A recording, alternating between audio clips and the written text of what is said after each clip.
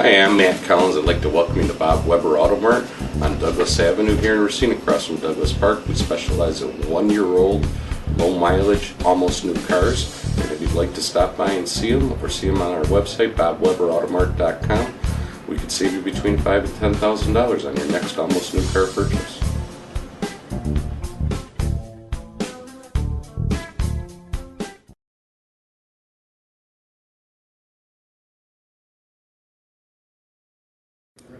Hi, welcome to Money Talks, the Journal Times online business show. I'm Journal Times business reporter Michael Burke, and with me today is Doug Nicholson, owner of the Envi, where we're sitting today, and also owner of the Ivanhoe Pub and Eatery, which we'll talk about a little bit more. Sorry, that didn't come out very well. Eatery, I meant to say.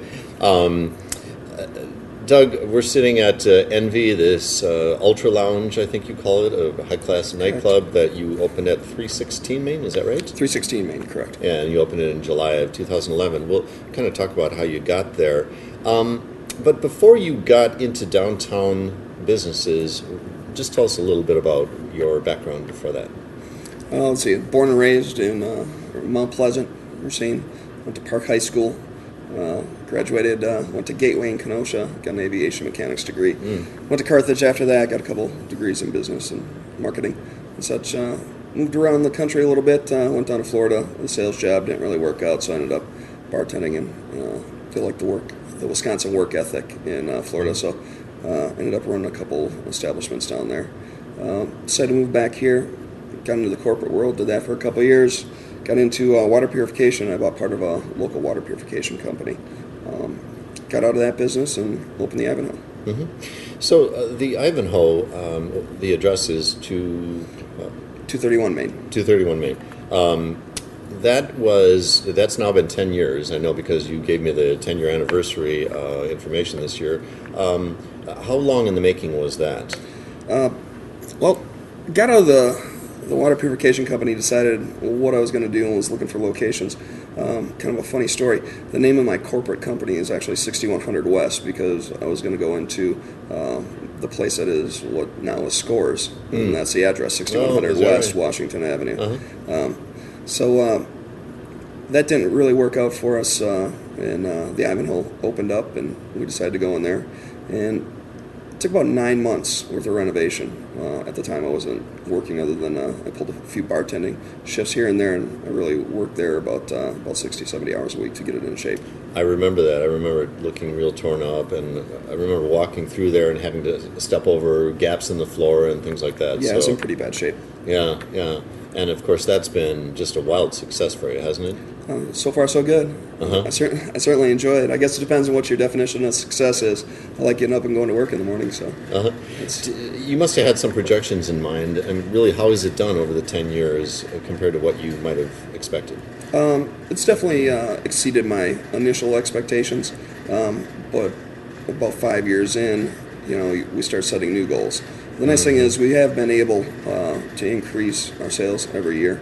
My whole business plan for that place was to continually go up. Not, I didn't want a big, giant climb and a plateau. I wanted a steady increase in sales throughout an extended period of time. You had that through the recession? Until we hit the recession. Oh, okay. So we had a good 7 years of that, or 6 years of that, and then it definitely plateaued, but it hasn't really dropped off dramatically. Some of the things that dropped off was the corporate catering. Oh, yeah. But people are still coming in. They're still dining. They're still getting a pint of Guinness and still having a good chat and watching a soccer game with their friends. What's the rough split there between restaurant revenues and just plain bar revenues? A third would be food. Okay, well that's pretty good. Mm-hmm. Yeah.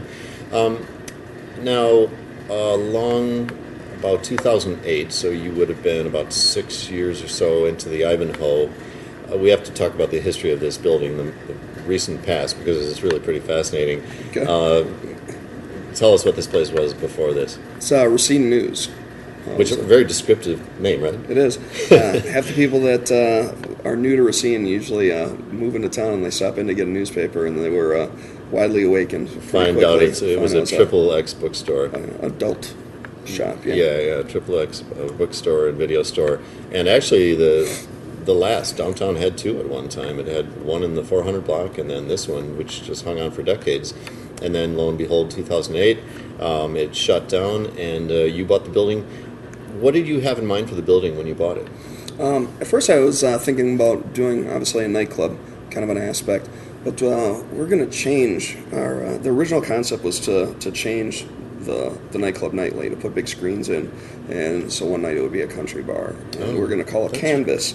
Oh. And it's like a blank canvas, and whatever we projected, we could change the theme. So if you wanted an '80s night, but we started doing. I started doing focus groups in the Racine community, and the big overwhelming thing that came out of those focus groups was the want of an eco-friendly place. And the green just kept coming out with everyone's answer. So we changed our focus groups and came up with the Envi concept, because really looking at something that we could take, hopefully, and open up other communities eventually. The green concept seemed to work. So we started researching it, and all the research proved that obviously it's not going anywhere. It's a good concept. Yeah. And so we went with that. Now, let's clarify. Envi, you spell it ENVI, and that has two meanings. Go ahead and describe those two meanings. Envy is like the environment. So the first four letters of the word environment. Mm-hmm. The other one was, you said green with envy. Remember Okay. that? No. You once told me that. I quoted you in a story. Yeah, that's going to be one of the parts you're going to want to cut out. There. That's we'll two meanings. So, but I mean, that's perfect. Green. And then green with envy. Yeah. So you had this enormous building, 3-story building, but it wasn't in very good shape in some parts of it. Obviously, the roof had been neglected in its history. This was a long project. I know you were in here for how many years before you were able to open it? About 3 years. So bought the building, got in and started demoing it. Started saving everything. It's great to work with green concepts, and it can be cost effective.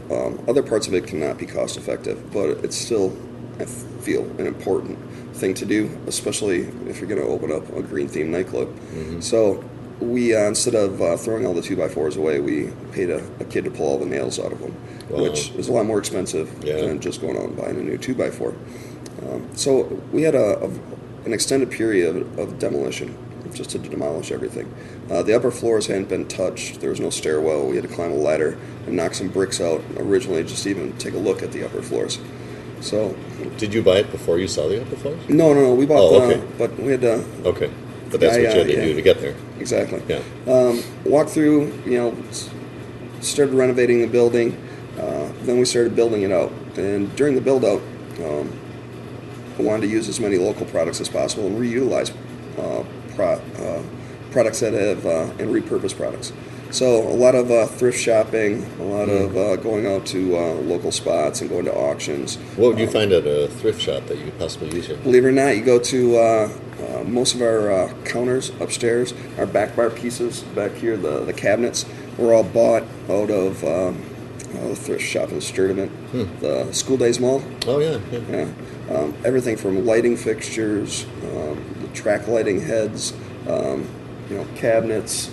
Actually, our coolers were all bought secondhand as well. They were used by NASCAR for 2 races, and they were getting rid of them, so I drove down to North Carolina and picked up the coolers. Yeah. And of course, because of the recession, there was a lot of stuff out there. There were a lot of, reselling of coolers and things like that as businesses were collapsing, of course. Absolutely. And the other thing is to be able to utilize some of the stuff that you come across. There's all these oak giant boards that were floorboards from a semi that an old friend of mine had laying around. So I went and I grabbed them and I utilized them. I now own a couple sets of planer blades because if there's a nail in anything, you get to buy a new set. Oh, yeah. At the local cabinet shop, and had these boards, planed and squared, and used those to make tables and used them to make our back bar. Yeah. I know you have other examples too of what else was reused. And by the way, you did some real because of the penetration of moisture over the years. You really did some different things that aren't showing in this shot, but there were some real dramatic views where you look up and you're looking all the way up to the top, and that was because you had to cut out entire sections? Yeah, some of the joists had gone bad because the upper floors hadn't been utilized. I would guess since probably the 50s. Again, Wow. that's a guess, but Yeah. so when a leak did occur, it had to drip through 1, 2, 3, the attic and the other 2 floors before it got down here. And this had actually 2 ceilings in it, besides this one, 2 drop ceilings that we had to tear out. So by the time it got down here, some of the stuff was obviously bad and rotting. So it really took my time to read the building. So where the joists were bad, instead of going in and putting laminate, we opened up the space there. Used the joists to make pillars for our stairs and our railing systems. So you gave up ultimately some building capacity for the number of people, but you created these mezzanines and these really dramatic looks and things that are unlike anything else in Racine, certainly. You mentioned to me earlier that you do a lot of, you get some of your ideas from other places. So how much did you go and look at other nightclubs and say, I'd like to do that here, I'd like to bring that back? Do you do a lot of that? Absolutely. Research, it's fun research. But you're always, no matter what you do, you're always looking at what the competition is doing, looking what the innovation is out there. So if I'm going to Chicago, I usually, go to a place that maybe is a little bit different because I haven't been there before, and I check it out. Actually, for this place, once I knew I was going to be multi-level, I called a couple people that I knew in Chicago and asked them what the multi-level clubs were in Chicago, and we went down for 2 nights and just went around to different clubs and restaurants and ate and drank and just went a bunch of multi-level clubs. What was an idea you brought back from doing that? One of the ideas was lighting of the stairs. Yeah. And I got that from a place in Chicago. It was kind of more of an Irish place, but it had a couple different floors, and they had just their logo in the stairs. And then one time when I was in Belfast with some buddies, we were at this place that was kind of like a Salvador Dali themed place, and we all really enjoyed the saying, "There are some days where I think I'm going to die from an overdose of satisfaction," which is one of Salvador Dali's kind of infamous quotes. So I took the 2 and combined them and put it on the stairs, because it seems when you're going up to the 3rd floor here, the VIP kind of area, it's an appropriate saying. Yeah. Now you wove the green theme into this, not just in reclaiming boards and things like that, but talk about just a few of the fixtures and things that also that you chose to buy. We bought very high efficient furnaces, rooftop units. We double insulated the tops of the roofs when we had the roofs done. So the roofs are all insulated in a sandwich pattern, which is done very well here. We have something called a Big Ass Fan from the Big Ass Fan Company. And that's literally the name of the company. The name of the company. Yeah. It's a high volume, low velocity fan. It moves the air of about 9 ceiling fans, operates on about a third of the energy. So with the holes in here and being able to, in between the floors and being able to reverse the ceiling fan, it operates on a very low energy cost. Taking out the back brick wall that was falling apart and replacing it with windows to allow more natural light. Oh, yeah. The bathrooms also very efficient. Bathrooms, we had the concrete sinks built in over at Crete Works on Mound Avenue. So they're green, and they're built a quarter mile away from here. So that's about as green as you can get. Yeah. Solar-powered faucets. The double flush. Double flush toilets, the only commercially available double flush toilets on the market. Yeah. Also, the bathrooms we built, instead of using drywall, which scuffs and you have to paint, especially in a busy setting, we cover the bathrooms inside and out with leftovers from wood flooring projects in Racine. You also have one thing that's both kind of green but also just really cool, and that's right behind you, and that's the dumbwaiter, which you're lucky enough to inherit or acquire with the building. Actually, that wasn't in here. Oh, it wasn't? No, I thought it was. We had engineer. There's a company that engineers them, and so we bought the components and we built it on site here with their design and a bunch of their components. And that goes from the first floor to the second? It goes from the basement to the VIP area. Okay. And how do you use it? It's all by hand. It was not actually. But what do you move with it? Oh, we move. We take barrels upstairs. We take ice upstairs. We take food and drinks to the second floor, to the mezzanine. We take stock downstairs. We move everything with it. Yeah, that's really fun. and it's hand powered. So the employees here get a nice little workout. I still look back on that. It was only going to be like an extra like $300 to put a motor on it and a switch. Everybody probably hates me for not doing that, but it does kind of go with the theme, and I think it brings. It does, yeah. It's an ambiance that it brings when you see somebody actually hand pulling a dumbwaiter. Does it take much muscle power? No, it's not bad. I wouldn't think so. So we'll talk about the drinks and food a little bit. What sort of theme do you have, and what do you feature? We definitely do an eclectic menu. We call it modern dynamic cuisine. We started out with small plates, so everything was kind of tapas oriented, where you had small portions and you shared. Since then, we've switched. We found that Racine really truly does want an entree option. So we have some sous vide entrees. So sous vide is immersion bath, circulated. You take food and you stick it in a hot water bath in a vacuum bag. It's a really cool way of cooking. It definitely gets some different textures and flavors the food a little differently. Oh, yeah. What on the drink side? On the drink side, we use all fresh herbs, all fresh squeezed juices. So we make our own cranberry juice. We make our own lemonade. We fresh squeeze lemons, limes. We make our own orange juice here daily. And we do a lot of all fresh herbs in the summer. We grow. We have an herb garden that we grow our own mint and our own herbs. So it's all local. We do a lot of instead of simple syrup, we use a lot of honey that's made here in Racine. What are your prices like? I'm sure you're not like the corner bar prices, right? No, we're not the corner bar prices, but we're also not ridiculously priced as the perception is out there. A Captain and Coke is $3.50. A tall Captain and Coke is $6, same as the Ivanhoe. Martini price? Martini, I believe, depending on the martini, we're anywhere from $9 to $12. And the food, comparable? Food, we have small plates that range from $6 or $7 for some hummus up to $14 for an appetizer of Kobe beef cooked on a hot rock. It's an Ishiyaki style cooking. Some of our entrees approach $32 for a 22-ounce braised pork shank. Yeah. So you also have another interesting feature here, which is you have a dress code. What is the dress code for men? What is it for women? And how has that played out? How has it been accepted? It's accepted. Some people love it. Some people hate it. Friday and Saturday nights after 10 o'clock, we enforce a dress code of no athletic shoes, no baseball hats, and no single-colored T-shirts. Oh.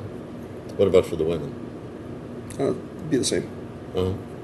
How do you handle that when if a party of four comes in and they're all just dressed slovenly like they just came off the ball field? We ask them to take off their hats. Oh, okay.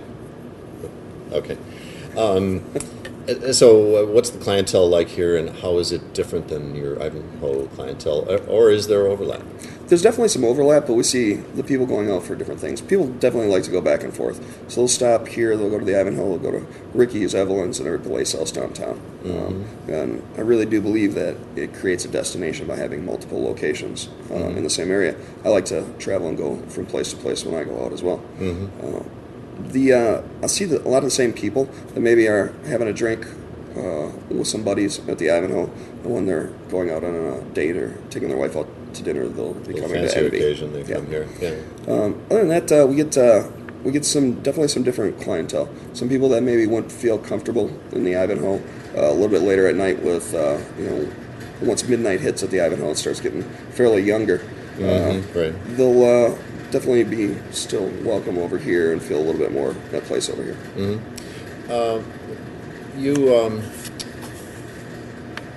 You had the idea, and you mentioned this early in our conversation, which is when you opened this, you envisioned it as a place that you could, if it succeeds here, you could do one in Phoenix or pick a city.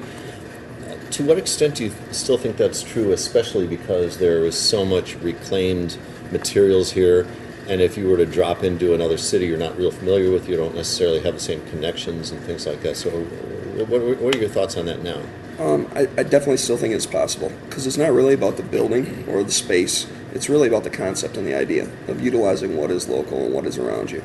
So actually, if we hit the sales projections that we have set for this year, which there shouldn't be any reason why we don't, we'll be in the position next year to be opening a satellite location. Oh, really? Yes. So that's kind of good news for me with just getting done with all this year's numbers. And Actually putting new opening goals. it, or just starting another project? Well, starting another project, Okay. and being able to achieve and obtain financing to open in a place like Madison. Is that the city? Because I was about to ask you, where would that next one be? It seems like the next logical place. It does, yeah. But we definitely need a little bit more demographic research, and a little bit more research before we just go there and decide to open there. So we're going to pick it. It would seem to fit because it's not across the country. It's a young, hip kind of a city, but you also have a pretty good, from having lived around Madison, you have people, you have a lot of professionals, a lot of people who are fairly well-to-do, and so that would seem a pretty receptive city for that. Absolutely, it's got a higher level of discretionary income than Yeah. Racine does. Yeah. And being a college town, there's a lot of highly educated people that, and it's a fairly liberal town, so there's Yeah. a lot of green establishments there. Right, and very, very low unemployment rate too, because of the state capital being there and the university And the being university. there and all those things. Yeah, oh, great. Well, Doug Nicholson, we've been talking to you, owner of Envi, ENVI, at 316 Main Street. Also owner of the Ivanhoe Pub and Eatery. Thanks a lot for being on Money Talks. You've been watching Money Talks, the Journal Times online business show. I'm business reporter Michael Burke. Thanks to our producer today, Greg Shaver. And please watch us again. Thanks, Vic. Thank you. Hi, I'm Matt Collins. I'd like to welcome you to Bob Weber Auto Mart on Douglas Avenue here in Racine, across from Douglas Park. We specialize in 1-year-old, low mileage, almost new cars. And if you'd like to stop by and see them, or see them on our website, bobweberautomart.com, we could save you between $5,000 and $10,000 on your next almost new car purchase.